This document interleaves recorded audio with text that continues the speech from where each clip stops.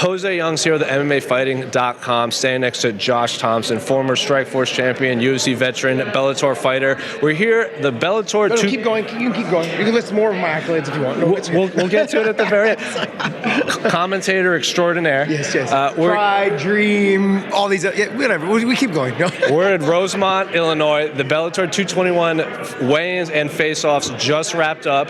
There was a little bit of scuffle backstage. There was some jawing between Patricio Pitbulls camp and the champion Michael Chandler. This fight... Both champions. Both champions.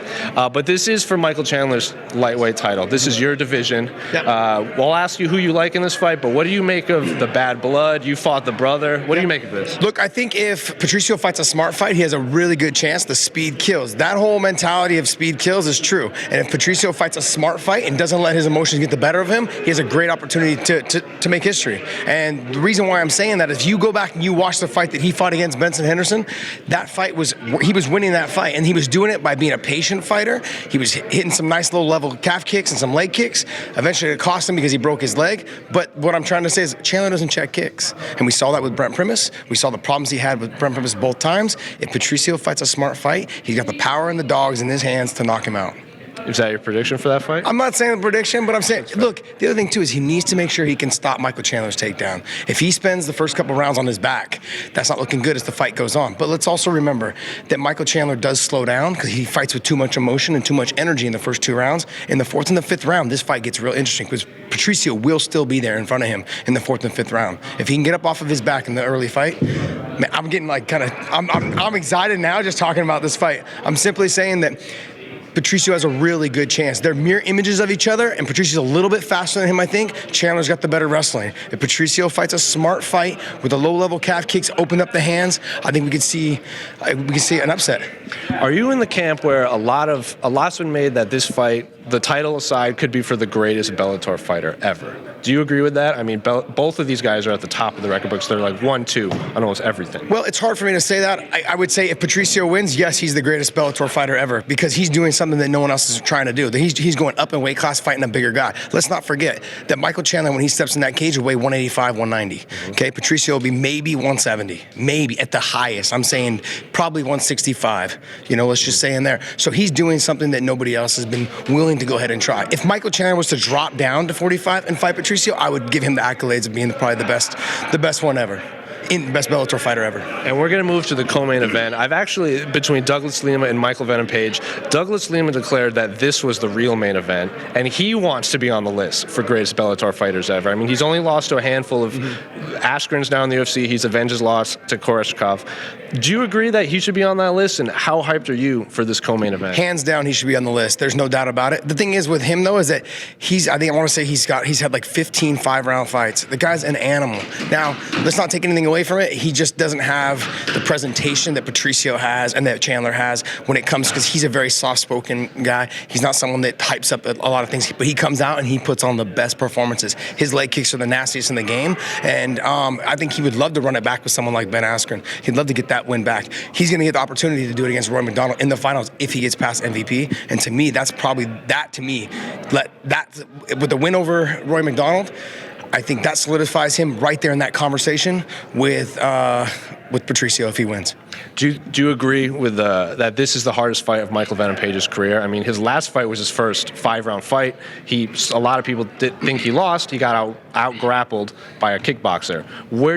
How does he have a chance to beat a fighter of Douglas Lima's caliber? Yeah, he's got a great chance. The reason why he's got a great chance is Lima has never really fought someone like Michael Venom Page. Sure, he fought some guys that were above the waist kickboxers, but when you get in there with small gloves, and he fought those guys in kickboxing. Okay, I want to say it was like PKB or whatever it was back in the day.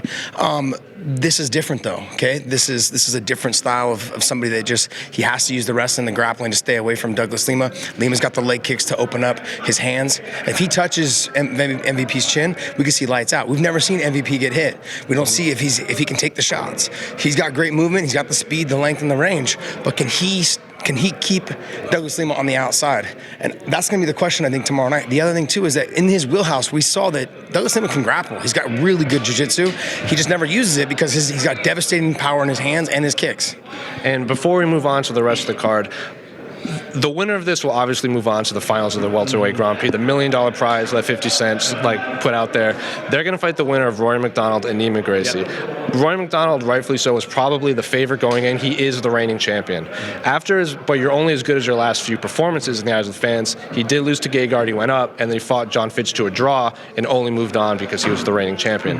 Is the winner of Lima MVP, should they be considered the favorite now for this whole tournament? Absolutely not. I think the winner, I truly believe that, yes, they could be considered the favorite from some people's eyes, but I absolutely disagree. I think Niemann Gracie is like the dark horse in this whole deal. Okay, he's huge for the weight. If you actually see the stare down between Rory MacDonald and Niemann Gracie, you see the stare down between those two. Niemann Gracie towers over Rory MacDonald. He's a big 170 pounder.